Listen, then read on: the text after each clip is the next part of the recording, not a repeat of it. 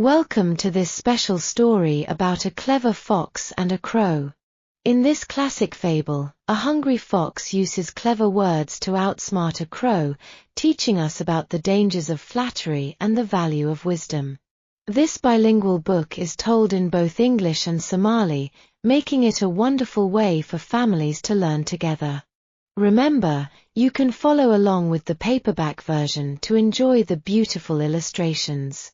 To buy the book, visit somali4kids.com or scan the QR code. Finally, please leave a review on Amazon to help our organization keep creating stories. Now, let's begin.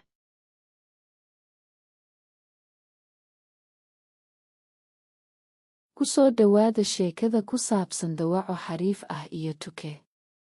Sheekadan soo jireenka waxaynu kula soconaynaa dawaco gaajaysan oo isticmaalaysa erayo caqli-radnimo leh si ay u khiyaamayso Tuke, waxayna ina baraysaa dhibaatada ammaanta beenta Kani waa buug 2 luqadood ku qoran oo lagu sheegayo Ingiriisi iyo Soomaaliba si qoysasku u wada bartaan. Xusuusnow, waxaad la socon kartaa buugga daabacan si aad u eegto sawirada quruxda badan. Si aad u iibsato buugga, booqo somali4kids.com ama sawirka codeka. Ugu dambayn, fadlan nooga reeb faalo Amazon si aad u caawiso ururkayaga. Haddaba aan bilaabno. The Fox and the Crow by Somali for Kids. Written by SFK, inspired by Jean de La Fontaine and Somali for Kids. Dawaco iyo Tuke oo ay diyaariyeen Somali for Kids. Waxaa qoray Sifk iyo Somali for Kids. There was once a hungry crow who was looking for food. He found some cheese on the floor. Beri waxaa jiray Tuke gaajoonaya oo wax u cuno raadinaya. Wuxuu helay farmaajo dhulka taal. Aren't I lucky, he said. He picked it up quickly in his mouth and flew up to a branch in a tall tree to eat it. Nasiibkayga, ayuu yidhi. Dhaqso intuu afka ugu ritay ayuu duulay oo laan ku taal geed dheer ku fadhiistay. Si u farmaajada u cuno. A fox who was also feeling hungry came past the tree. She saw the crow with the cheese. Dacawo qudheedu gaajoonaysa ayaa soo agmartay geedka. Tukehii oo farmaajo haysta ayay aragtay. The fox was crafty. She was thinking about how to take the cheese off the crow and eat it herself. Dacawadu waxay ahayd khayaano. Waxay ka fikirtay siday uga qaado tukaha oo u cunto keligeed farmaajada. The fox came under the tree. Good morning, crow. She started flattering the crow. You look very beautiful today. Your black feathers are shining. Dacawadii geedkii ayay hoos timi. Subax wanaagsan Tuke. Tukehii ayay ammaantiisi bilowday. Maanta aad baad u qurux badan tahay. Baalashaada madow ayaa dhalaalaya. If your voice is like your beauty, I would say there is no animal more beautiful than you. You would be the king of birds. But the other animals have said your voice is not good, said the fox. Haddii codkaagu la mid yahay quruxdaada, waxaan odhan lahaa xayawaan ka qurux badan ma jiro tukaha. Waxaad ahaan lahay boqorkii shimbiraha, ayay tidhi dacawadii. Perhaps they are not telling the truth. Will you sing for me so I can hear your beautiful voice? Asked the fox. The crow became big-headed.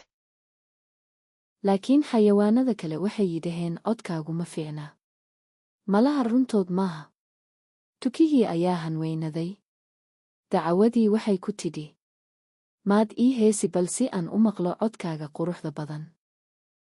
The crow believed the fox's flattery. He tried to sing and forgot he had something in his mouth, so the cheese fell on the floor. The fox jumped on it and took it. Tukihii ammaanti dacawada ayuu run mooday. Wuxuu is yidhi hees. Inuu wax afka ku haysto ayuu ilaaway. Farmaajadii dhulkay ku dhacday. Dacawadii ayaa ku booday oo qaadatay. The fox got what she wanted and the crow realized he had been tricked. Dacawadii intay doonaysay ayay heshay. Tukahiina wuxuu ogaaday in la khiyaameeyey. For your cheese I will give you advice, the fox said to the crow. If someone flatters you, don't always believe them. Think about whether they are honest. Dacawadii waxay ku tidhi. Farmaajadaadii waxaan kuugu beddelayaa la talo. Qof haddii uu ku ammaano mar walba run ha moodin. Ka fikir intaanad aaminin inuu qof daacad ah yahay. We hope you and your child enjoyed this story. To make the most of this journey, you can buy the printed version of this book. Having the physical book allows you to read along with your child and look at the pictures together. At the end of the book, you will find fun comprehension questions and games in both Somali and English. These activities are designed to help your child learn and practice both languages. You can find our books at somaliforkids.com or by searching for us on Amazon. Finally, please consider leaving us a review. Reviews are vital for the survival of our organization and help us continue our work. You can leave a review by scanning the QR code in the book or by finding us on Amazon. Waxaan rajaynaynaa inay adiga iyo ilmahaaguba aad ugu bogateen sheekadan.